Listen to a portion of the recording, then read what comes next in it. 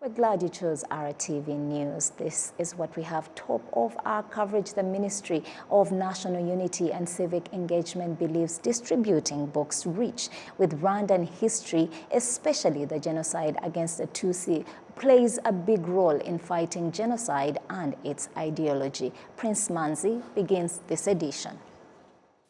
Some of the youth revealed that they are eager to know more on the Rwandan history, but lack sources near them. As young people, we have to know who we are.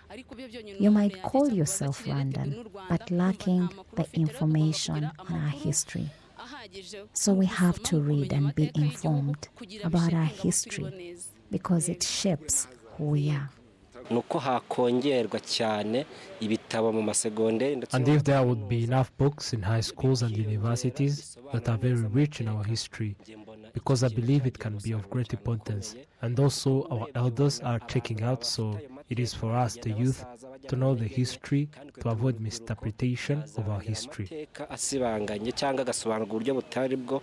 Authors and researchers on the history and on the genocide against the Tutsi specifically demonstrate that the challenges are the wounds that are not yet healed, and these people are now ready to write, as explained by Innocent Nizeyimana, a researcher and author.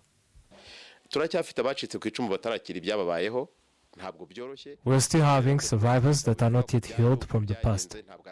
So it is not easy to ask them to write their experience and history, and it is not a must to do it right now. Healing is a journey and sometimes personal. We believe that as time passes, we will receive various testimonies of survivors and perpetrators.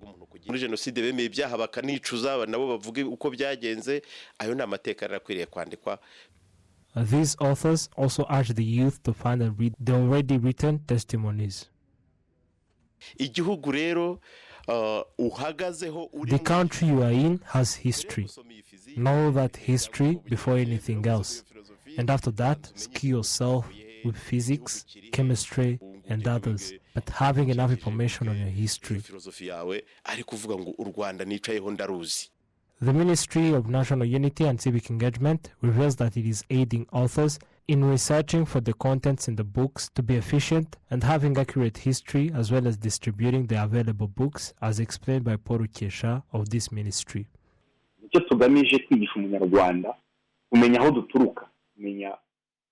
Our aim is to teach every citizen more on the history, the basics, the unity among Rwandans, how it was distracted, and how to be restored.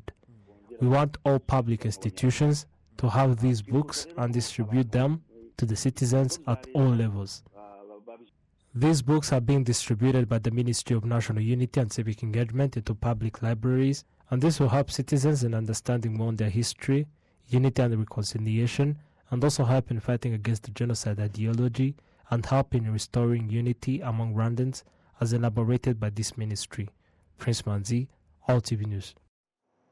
Thank you, Prince. Now, people residing in areas where volcanoes are situated, especially in the northern and western provinces, say they are worried about the lack of adequate toilets due to the difficulty when it comes to digging to construct them and the risks that are associated with poor hygiene. We get the rest from Olive Ontete. In these areas where there is solid ground due to lava stones and igneous rocks, when residents try to dig toilets, it's hard to dig more than 3 meters deep. Residents who live in these areas say that this condition leads to various problems. They dig and get stuck because of lava stones, and when it becomes hard due to the soil, you poorly construct the toilet. It is a problem that is specifically noticed in the districts such as Musanze, Nyabihu, Rubavu and Burera, which are close to volcanoes. The Ministry of Health points out that this lack of adequate toilets results into poor hygiene and increase the number of people getting diseases resulting from poor hygiene. One of the requirements of an adequate toilet, it has to be well constructed, having a door if it is a toilet that requires digging pits with necessary meters, at least 10 meters, and when those toilets don't have these requirements mentioned, it usually have worms.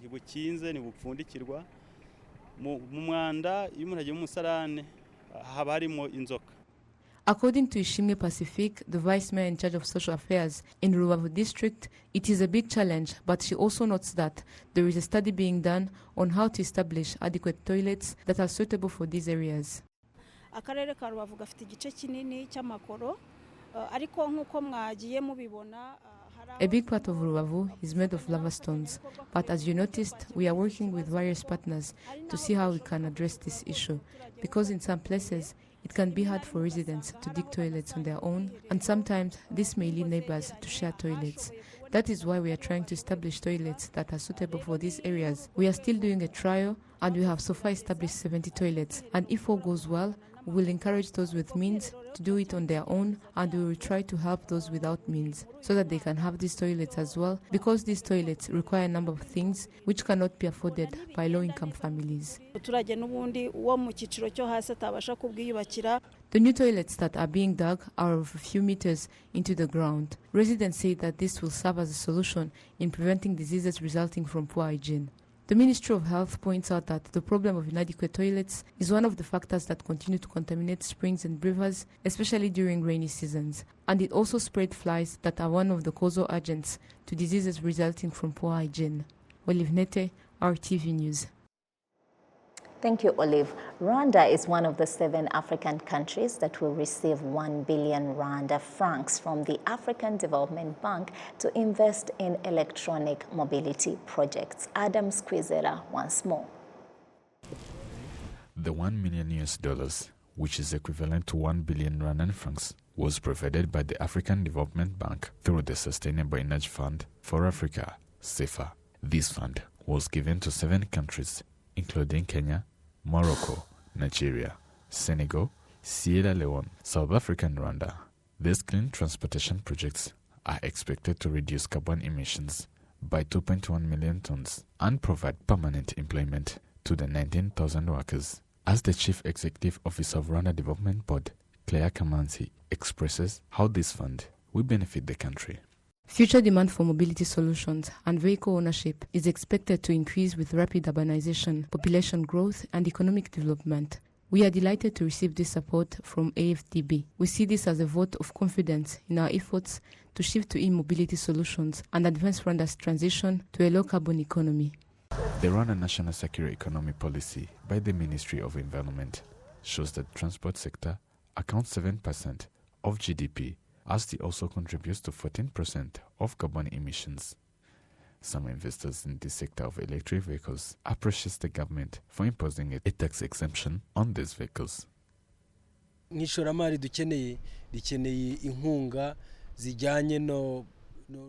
investment we need requires the fund and support in order to access social security and insurance as well. Then we think this 1 billion, which will facilitate in developing infrastructures. Then after, we think that it will also facilitate us to invest in an easy way. We also solve the problem of the high cost of fuel in particular. Even though we look like in many respects like a motorcycle company, actually we're working together with Total Energies here in Rwanda and in Kenya to transition the motorcycles from petrol to electric vehicles. Also, this addresses a big problem of air pollution. The traditional motorcycles have very basic engines. There's no catalytic converters or fuel injection.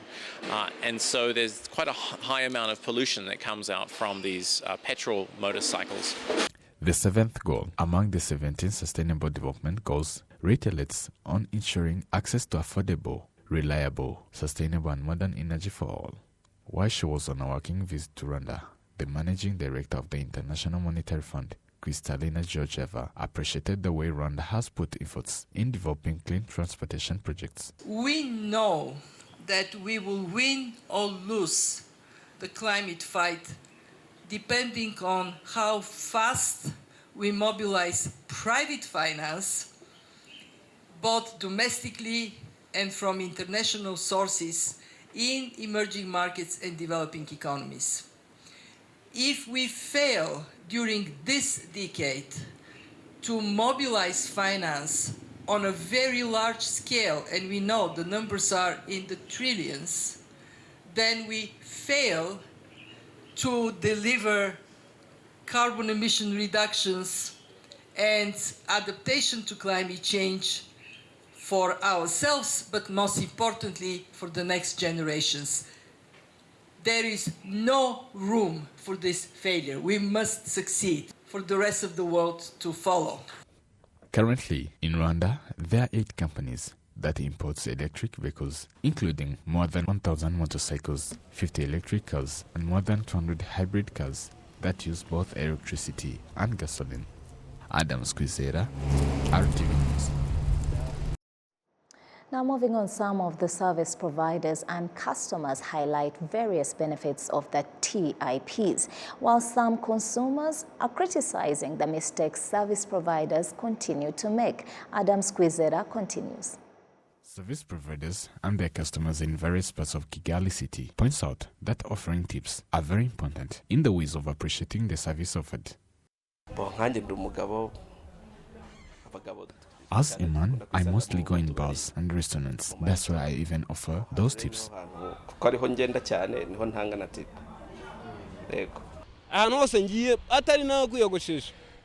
Wherever places I go, when they give me good services, I immediately offer them a tip.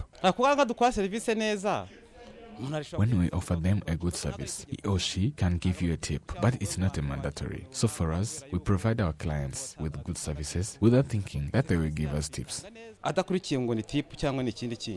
However, Nahemuka John, the Dean of School of Hospitality and Tourism Management, noted that according to the international trade, this bonus is allowed but given accordingly to the categories of service. Like in some international hotels, the reason why tips are inclusive on the bill is that other workers could also benefit from it. Since when a service is delivered, there is somewhere it began, from the entrance to the kitchen. Then this tip is divided to others who offered the service to that client. Then on the other side, you find that a client offers a tip to an individual.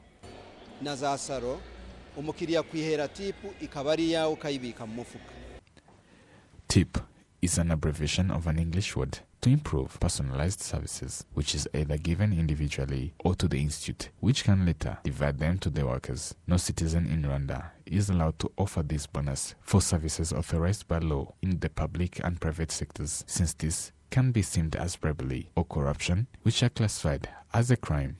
Adam Squizera, RTV News. Thank you, Adams. Now, while celebrating Patients' Day at Kabgayi Hospital, the focus was on children who are born prematurely. Doctors call on pregnant mothers to have regular checkups with their doctors in order to reduce the number of premature births. Prince Manzi once more. Philomene Mukamazera gave birth to a baby with 600 grams, but she's holding him, having 4 kilograms. Seeing the baby, you would notice that something is off. I would remember how bad it was, and I really appreciate the doctors.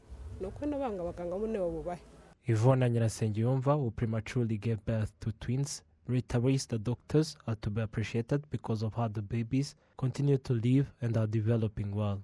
I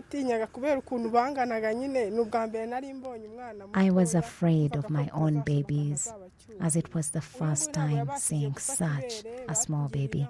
And I said to myself that I won't take them home. But slowly by slowly, holding them closer to my chest, as I had been told it would fasten the breast milk development, I fetched the breast milk for them, and they grew well.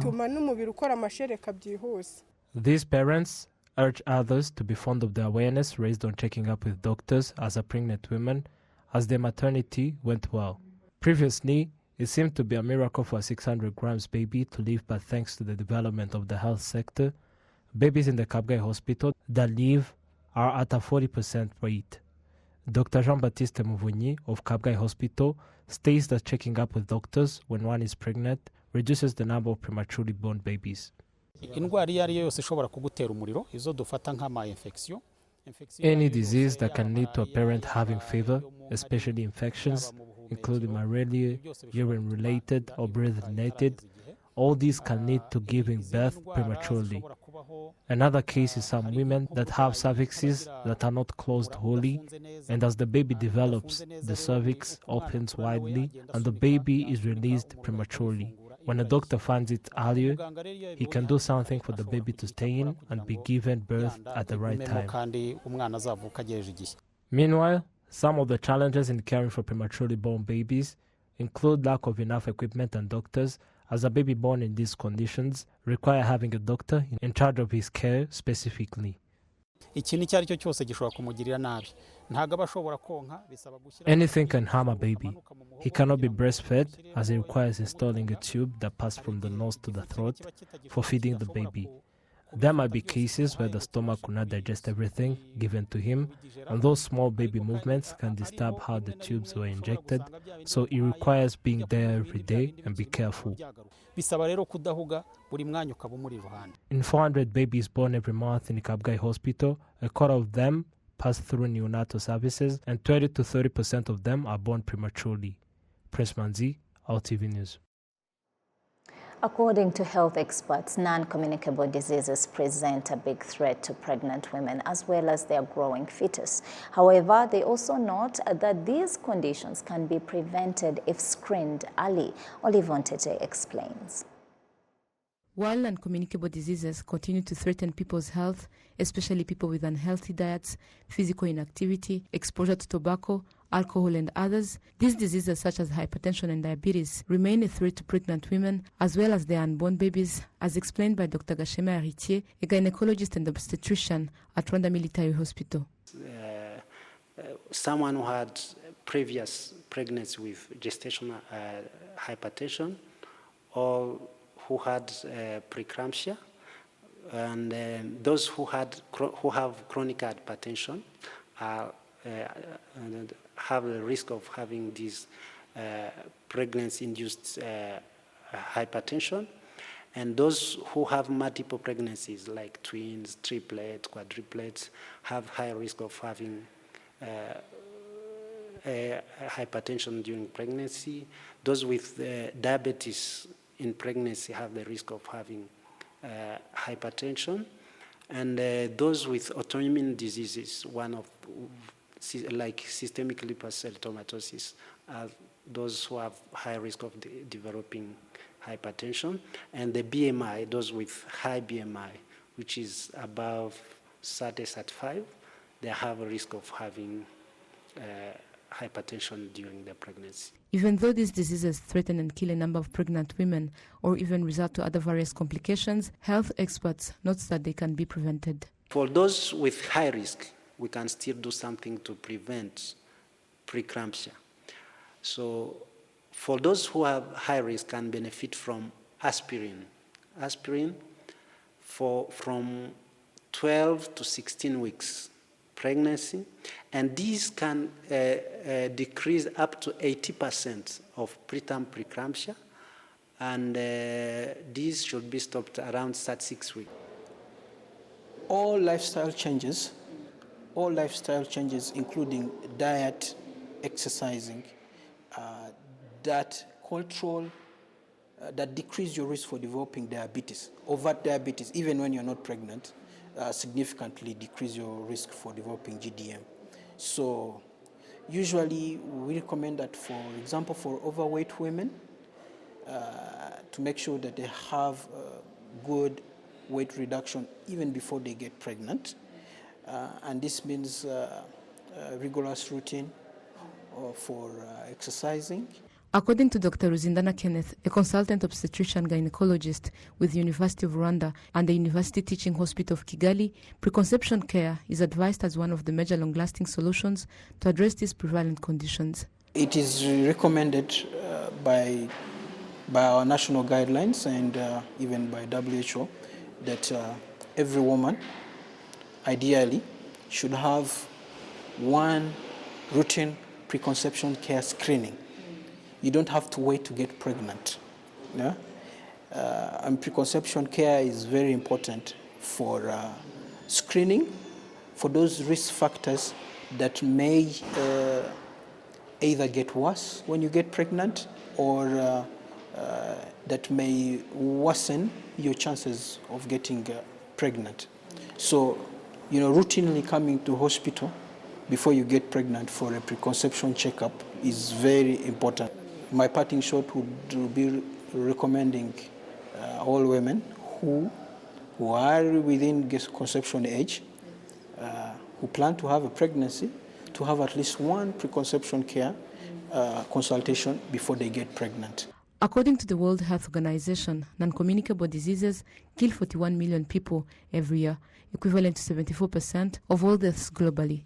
Cardiovascular diseases account for 17.9 million people annually, followed by cancers, 9.3 million, chronic respiratory diseases, 4.1 million, and diabetes, 2 million, including kidney disease deaths caused by diabetes. Olive Nete, RTV News. That wraps up our bulletin. Thank you so much for choosing RTV News. Always a pleasure bringing you the latest. I am Isabel Masozera. Keep it RTV.